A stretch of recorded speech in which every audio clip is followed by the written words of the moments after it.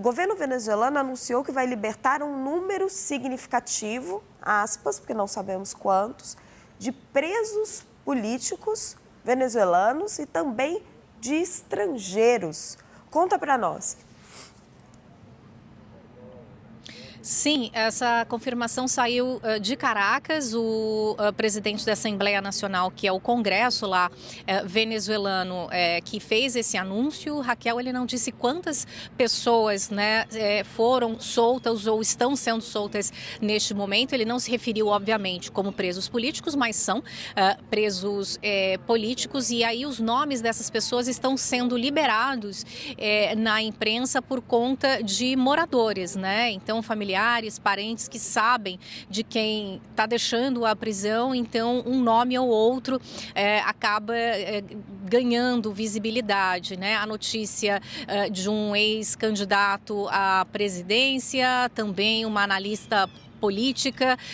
Caracas afirma, Raquel, que essa foi uma decisão unilateral como um gesto pacificador, né? Um aceno em direção à paz de Caracas para aqui Washington. A Casa Branca até agora não se pronunciou em relação à libertação dessas pessoas para confirmar se isso foi uma demanda ou não aqui dos Estados Unidos. O que a gente tem até agora é o lado venezuelano afirmando, né, que foi uma decisão deles, de novo, numa demonstração, né, de uma bandeira branca, vamos dizer assim.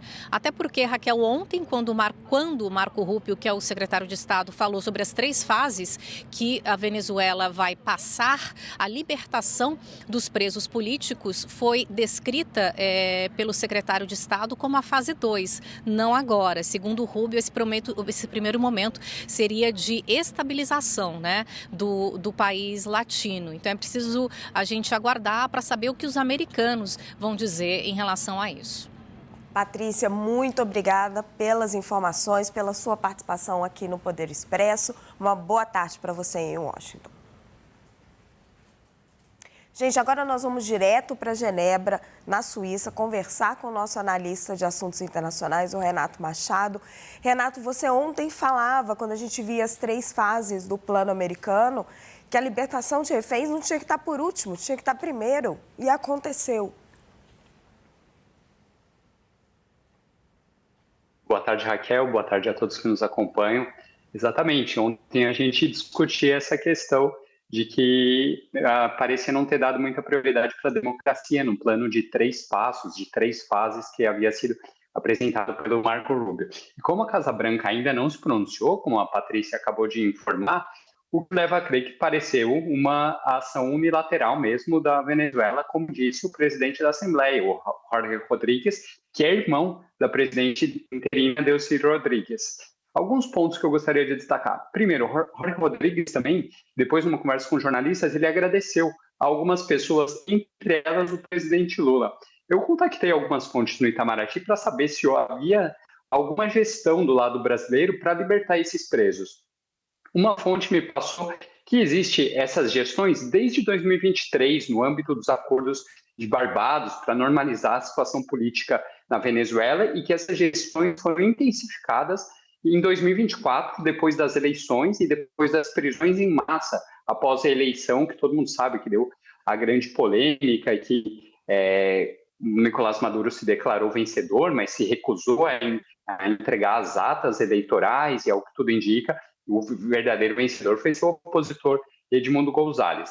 Então, não parece ter sido, ao que tudo indica, pelo menos segundo essa minha fonte informou agora, uma ação dos últimos dias, mas sim um conjunto de ações. Chama atenção 2 questões. Primeiro, esse gesto do Jorge Rodríguez e do regime, que foi anunciado pelo Jorge Rodríguez, acontece sem esse pedido da Casa Branca, como a gente falou, que não era um passo inicial. Então ele está fazendo um gesto. Só que para quem que é esse gesto?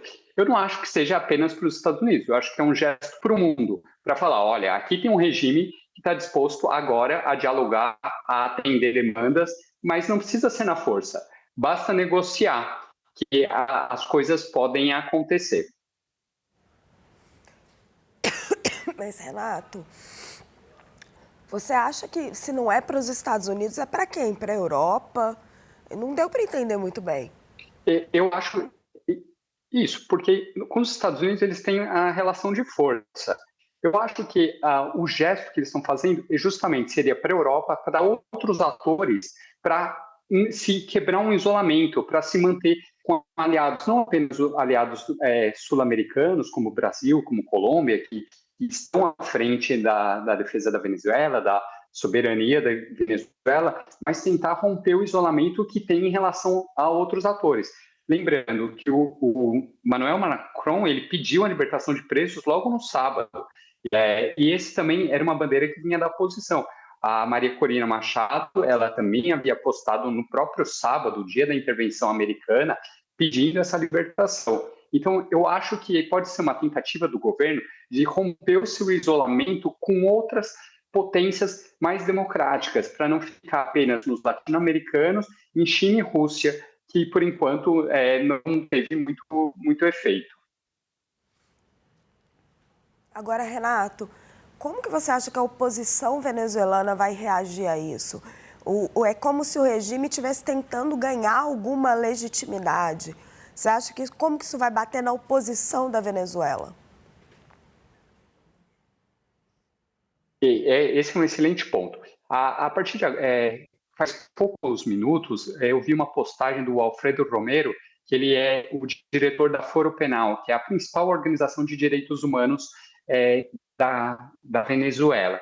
E ele estava comemorando a libertação dos presos, já estava relatando que tinha, igual a Patrícia falou, que ainda não existe um balanço oficial de quem está sendo liberado, mas existiam notícias de familiares apontando, nessa prisão saiu um, nessa prisão saiu o outro, e ele estava falando que espera que isso não seja apenas um gesto do regime, mas sim uma política de reconciliação, que não estejam liberando agora para depois prender outras pessoas lá na frente. E isso seja uma normalização das relações políticas. E com isso, o presidente Trump, ele tem uma tarefa dele que, na verdade, acaba sendo feita pelos outros, porque ele receberia muita crítica se apenas já está recebendo essas críticas por manter o regime e só retirar o petróleo. Isso acaba sendo uma tarefa dele que está sendo executada por outros atores, e aí ganha um caráter de normalidade, a situação, o regime passa a ganhar um pouco de legitimidade. Não acredito que a oposição política, Maria Corina Machado, Edmundo Gonzalez, esses dois fora da Venezuela, mas mesmo os que estão na Venezuela, vão parar nessas demandas, porque, e não podem parar mesmo, vão exigir novos passos, até chegar num processo de eleição, só que esse Donald Trump e Marco Rubio já disseram que vai ser o último passo, a transição de poder é o último passo do plano deles.